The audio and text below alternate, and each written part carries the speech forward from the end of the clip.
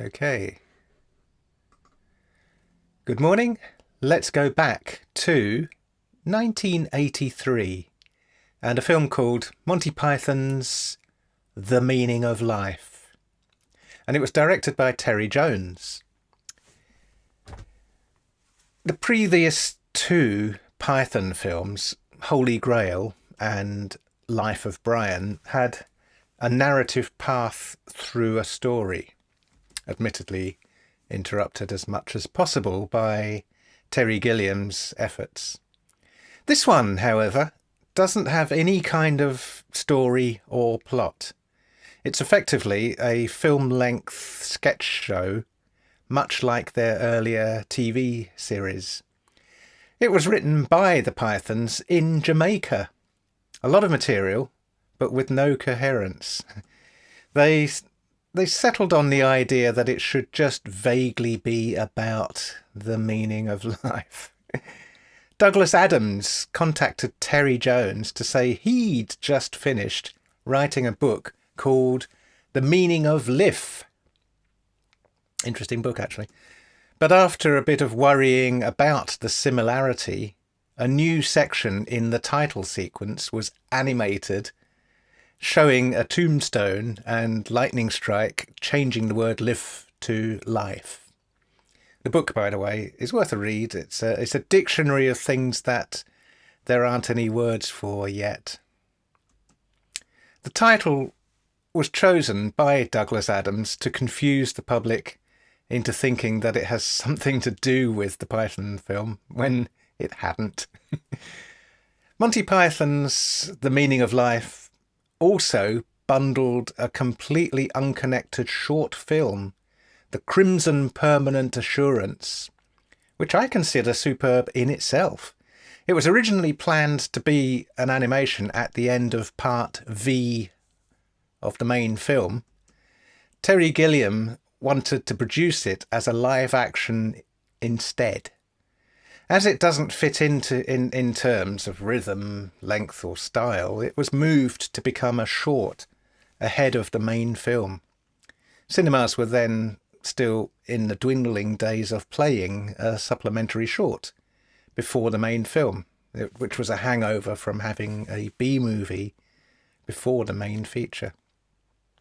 The Crimson Permanent Assurance depicts a London company that has been taken over by the very big corporation of America, and they rebel. Their building breaks away, the scaffold and tarpaulins become sails. It sails away down the street, then attacks the VBCA. It contains actually the first acting job of Matt Frewer, later to be Max Headroom. The main film, The Meaning of Life, was less coherent. It was divided into several parts, initially from the point of view of fish in a tank. A sketch about the miracle of birth features the machine that goes ping. Graham Chapman wrote the sketch. He actually studied to be a doctor. A sketch set in Yorkshire about a man with a huge amount of children. When he loses his job, he has to sell them off for scientific experiments. Another sketch about learning shows a class of boys in a sex education class in which John Cleese seems to set the style for his later film Clockwise, which I've also reviewed.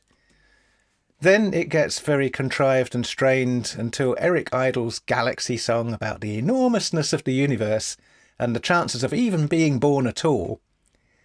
The Crimson Permanent Assurance makes a reappearance, but from the point of view of the VBCA about to be attacked. The famous sketch about Mr. Creosote, which, when filmed at Porchester Hall in Queensway, involved a lot of fake vomit, which was compressed soup, sweet corn, tomato, diced carrots in a catapult, having to be cleaned up as a wedding was booked a few hours later. The sketch about death is influenced by The Seventh Seal, which I reviewed a few weeks ago, featuring the Grim Reaper approaching a country house the dinner hosts and guests inside having no appreciation of who he is. He tries to get across to them that they're dead. It was the salmon mousse. This is Max Headroom. Before he was Max Headroom, that's Matt Frewer in his first main film appearance. Michael Palin's character playing a woman in the death scene, in the salmon mousse scene, ad-libbed, "Hey, I didn't even eat the mousse," which wasn't in the script. The Grim Reaper leads them all away outside as ghosts, where they all simply get into their cars and the cars drive away as ghosts. Many parts of the film are individually famous, but really it wasn't a good presentation as a gestalt. It marked the end of Monty Python, but it also showed the new beginnings for a lot of their individual the directions of the individual members of Monty Python, except for Graham Chapman, who died. John Cleese and Michael Palin would go on to individual success, quite big success. Terry Gilliam would concentrate on directing ridiculously over-budget extravaganza film productions. Monty Python's The Meaning of Life, 1983. Have a cool Tuesday. We're nearly through the week. Like and subscribe. Bye.